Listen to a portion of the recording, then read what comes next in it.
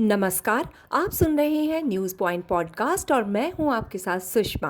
आज के इस पॉडकास्ट में बात राघव चड्ढा की, जिनके सुर और ताल दोनों बदले बदले नजर आते हैं। आम आदमी पार्टी के राज्यसभा सांसद राघव चड्ढा भारत आ गए हैं। वो काफी दिनों से लंदन में अपनी आंख का इलाज करवा रहे थे। दिल्ली के मुख्यमंत्री अरविंद केजरीवाल की गिरफ्तारी के बाद से ही पार्टी उनका इंतजार कर रही थी। हालांकि पार्टी नेताओं का यही कहना था कि राघव चड्ढा अपनी आंख का इलाज करवा रहे हैं और आते ही पार्टी के कार्यों में फिर से जुट जाएंगे। इस लिहाज से देखा जाए तो राघव चड्ढा का चुनावों के पहले आना पार्टी को मजबूती प्रदान करने वाला होगा। पर जिस तरह अचानक आनन फानन में स्वाति मालीवाल मारपीट प्रकरण के बाद उनका आगमन हुआ है, उसे बहुत से लोग संदेह की नजरों से देख रहे हैं, क्योंकि राघव चड्ढा पार्टी के कार्यक्रम में रविवार को तो शामिल हुए, पर पुरानी वाली गर्मजोशी नहीं दिखी है। दिल्ली के राजनीतिक गलियारों में ऐसा सुना जा रहा है कि अभिषेक मनु सिंघवी को राज्यसभा भेजने के लिए उनसे भी इस्तीफा मांगा गया है। हालांकि ये बातें कोरी अफवाह भी हो सकती हैं, पर जनता में अरविंद केजरीवाल और राघव चड्ढा को लेकर उत्सुकता बनी हुई है। राघव चड्ढा के आने से निसंदेह संकट के समय आम आदमी पार्टी के लिए राहत की बात है। एक तो राघव चड्ढा मुखर वक्ता हैं, वो हिंदी, अंग्रेजी और पंजाबी में शानदार स्पीच देते हैं। दूसरे, राघव चड्ढा की इमेज भी साफ सुथरी है। परिणीति चोपड़ा से शादी के बाद उनका स्टार वैल्यू और बढ़ गया है। दूसरी बात यह भी है कि स्वाति मालीवाल प्रकरण के बाद कुछ लोगों को ये भी लग रहा है कि पार्टी में सब कुछ ठीक नहीं चल रहा है। बहुत से लोगों को संदेह है कि राघव चड्ढा भी पार्टी से दूर हो गए हैं।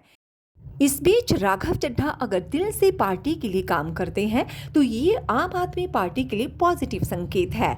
जिस तरह रविवार को राघव चड्ढा बीमारी के बाद भी लगातार अरविंद केजरीवाल के साथ लगे रहे, उससे तो यही संकेत मिल रहे हैं कि सब कुछ सामान्य चल रहा है। हालांकि जैसा लग रहा था कि राघव चड्ढा के दिल्ली आने के बाद तुरंत उनके इंटरव्यू होंगे और उनके बयान टीवी चैनलों पर आएंगे, पर ऐसा कुछ भी नहीं दिख रहा है। अभी तक राघव चड्ढा से किसी पत्रकार की बातचीत तक नहीं दिखाई दी है। सोशल मीडिया पर भी उनकी उपस्थिति ना के बराबर ही है। केवल एक ट्वीट उनका देखने को मिला है, वो भी बहुत संतुलित लहजे वाली पोस्ट है उनकी। सबसे बड़ी बात, अचानक दिल्ली में उनकी लैंडिंग और फिर तुरंत अरविंद केजरीवाल से उनकी मुलाकात से उस हवा को बल मिलता है जो आजकल दिल्ली के राजनीतिक गलियारों में चल रही है। कहा जा रहा है कि अभिषेक मनु सिंघवी को राज्यसभा सीट दिलाने के लिए अरविंद केजरीवाल स्वाति मालीवाल के बाद अब राघव चड्ढा से भी कुर्बानी मांग रहे हैं। राजनीतिक विश्लेषक सौरभ दुबे कहते हैं कि राघव चड्ढा को बहुत कम समय में बहुत बड़ी राजनीतिक जिम्मेदारियां मिली हैं। ये उनके टैलेंट के साथ साथ अरविंद केजरीवाल की मेहरबानी भी रही है। जिस तरह पिछले दिनों अरविंद केजरीवाल की गिरफ्तारी के बाद राघव चड्ढा आम आदमी पार्टी के संकट के समय दूर रहे, अगर उनके साथ इस तरह का व्यवहार किया जा रहा है तो ये कोई आश्चर्यजनक बात नहीं है।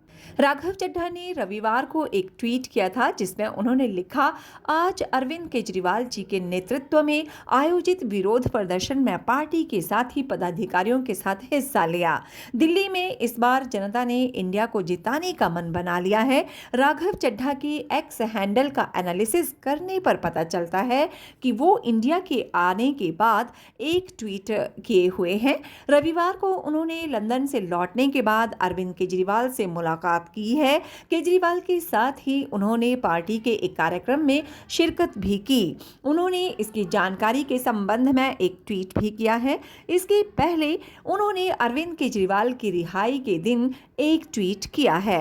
रिहाई से रिलेटेड एक वीडियो को उन्होंने रीपोस्ट किया है, पर अपनी ओर से बहुत संतुलित अंदाज में। वो अपने जिस अंदाज के लिए जाने जाते रहे हैं, वो अभी राघव चड्ढा का अंदाज दिख नहीं रहा है। चड्ढा बहुत संतुलित और सधे लहजे में मोदी सरकार की बहुत कड़वी आलोचना करते रहे हैं।